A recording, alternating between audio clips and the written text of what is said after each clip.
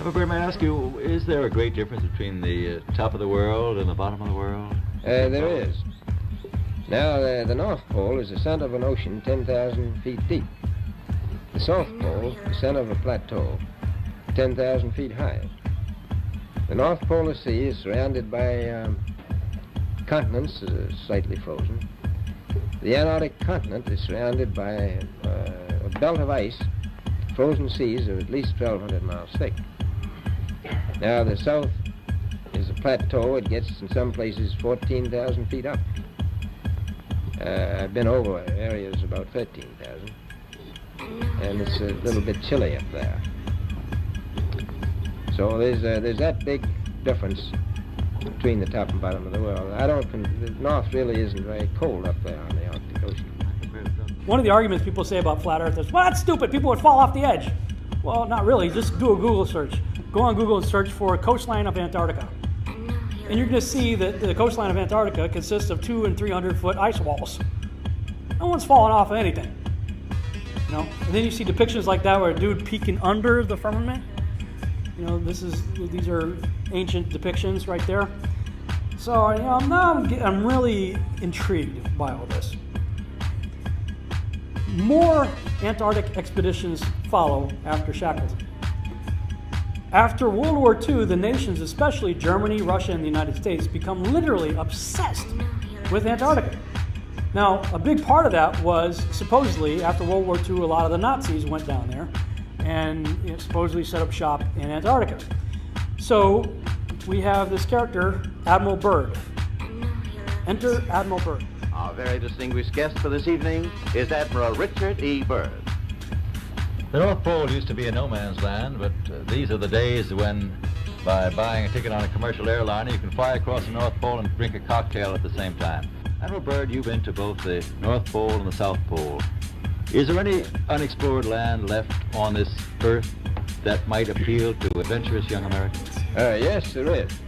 And not up around the North Pole, because it's getting crowded up there now, because they find out it's really usable, not only to live in, but militarily. But strangely enough, there's left in the world today an area as big as the United States that's never been seen by a human being. And that's beyond the pole on the other side of the South Pole from Middle America. The Antarctic coastline, never once finding an inlet or path through or beyond the massive glacial wall. So the other question is, well, how come ships don't go off the sea if it's flat? How come ships don't fall off the edge? Well, here's why you don't fall off the edge. There's a 200 to 300 foot high wall that is the coastline of Antarctica. Once they start finding ways to get through the ice to get there, more and more expeditions and better ships are built and used to get there. Then you get to Admiral Byrd. Now, Admiral Byrd goes down there several times, and one of the operations is called Operation High Jump. And you're like, oh, geez. Yeah, right. Operation High Jump. Operation High Jump. Really? Operation High Jump. I mean, you know, because they went out there with aircraft carriers and airplanes and stuff. You know, some real heavy equipment and stuff like that. Operation High Jump.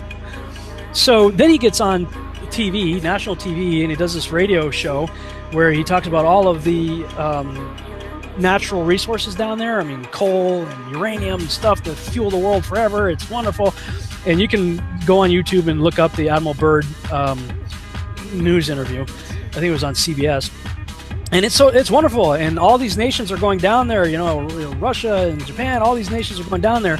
Check it out. Well, then he goes down after that interview. They go down on the next mission, which I believe was called Operation Deep Freeze. And then all of a sudden, everything changes. Everybody pulls out.